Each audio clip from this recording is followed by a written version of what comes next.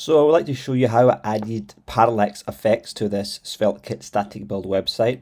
So there's two ways I've done it. I'll just show you the first version. So the first version doesn't use any sort of background overlays over the text, but I'm using drop shadows here, and you can see there's also a drop shadow there. This just makes the text more legible.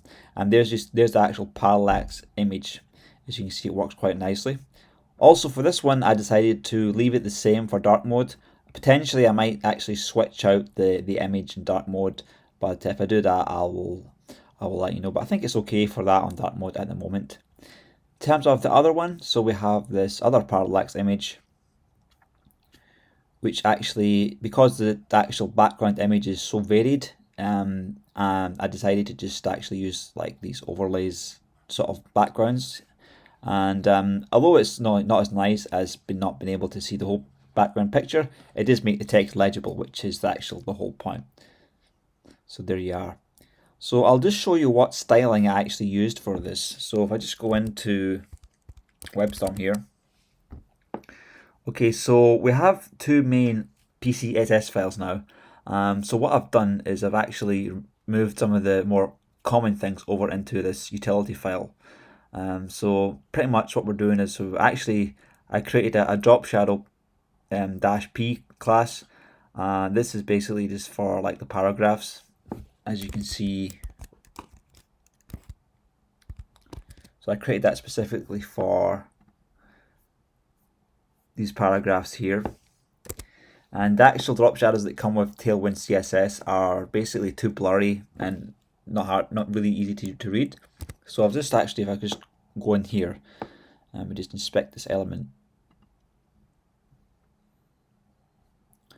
Alright, so you can see here there's the actual text. So if we go into the paragraph here and we just start mucking around with the styles. So this is the drop shadow, the blur, and this is the distance from the drop shadow. And when you initially open up Tailwind, I think the blur's like at 2 or 3 or 4. And the position is actually offset quite a bit. So I didn't really like that. It was too like unobvious to read. And I just found that having the 1 pixel, 1 pixel, 1 pixel gave me the effect to just make the text more legible. Now, given that it is actually a little bit difficult to read still, but I think that we'll just keep trying this for this one at the moment. In terms of this one here, we also have a drop shadow, and with this one, it's actually just using 3 pixels, and I've called that drop shadow XL. You can use a Tailwind class, but it's not that clear to see the legible text on the background image. So if we go to the actual class, I think it's called the actual root here, it's innovation index. Some of the styles are still kind of mixed up within the actual file name. So actually, is that actual class a Tailwind class? I can't remember now.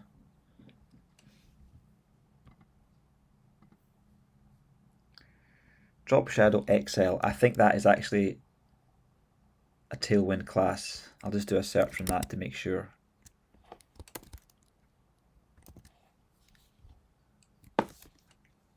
Yeah, okay. Yeah, so that's been applied to the buttons, and also it's been just added to the H2 classes. So that's Tailwind. Okay, so I wanted to show you the other one. So if we go to I'm just showing you the text right now. I'll get to the parallax in a minute. So if we go to the investing page, we can see that we have this one here. So I'll show you the styling for this one. So let me just inspect this element, and I believe it's on the actual list item. So on the list item, we actually had this thing called dark text contrast LI, and it's a bit hard to read there. So what I'll do is I'll go into the files.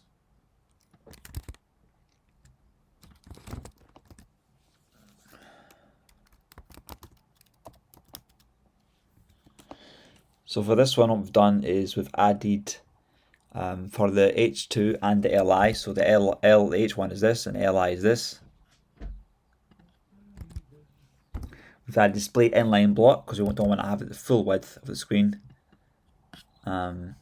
And we wanted to also add in this background white background opacity rounded shadow. And the shadow is a Tailwind class that gives you the box shadow CSS. So that one is the box shadow is like also drop shadow, but box shadow only covers the actual the containing box container, whereas with the drop shadow it will actually apply it to any text or even the image. And what the drop shadow does is actually just takes an alpha mask and blurs it, and then of an alpha mask of the, I think, opacity or the alpha, and moves it by a certain amount of pixels. But the box shadow, as you can see, only gives you the round the edges, and I just thought that looked nice, like that. Let me show you that. So you can see how that kind of turns on and off there. Right, so basically the parallax images, there's not really anything to it too much. Basically, to get this effect here, this image, you basically choose a background image that's sort of larger than the container, so that when you scroll it, it basically changes the image, and you use the positioning of fixed. So if we go into here, we can see that the background, I've basically set it to background size cover, which is also important to use because then it scales correctly when you resize it. And for example, if I turn that off, it doesn't really look too good. If you zoom out, if you zoom out and zoom in, it can break things. It's not really that easy to see it, but basically you want to use cover for that. And the fixed basically means that it sort of moves and scrolls with the picture. Well, separately, it doesn't scroll with the picture. So for that class, see. So the file, let me just drink a bit of coffee here. So that page is the investing page.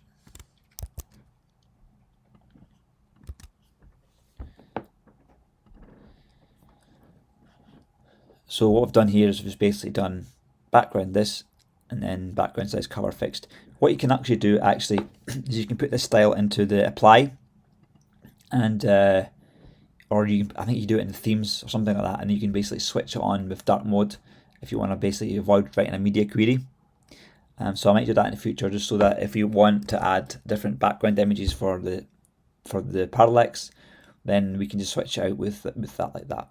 So anyway, this is basically an introduction to the parallax effects. I'm still exploring the best way to display things here. So hopefully that was interesting for you guys, and thanks for watching. See you next time. Bye bye.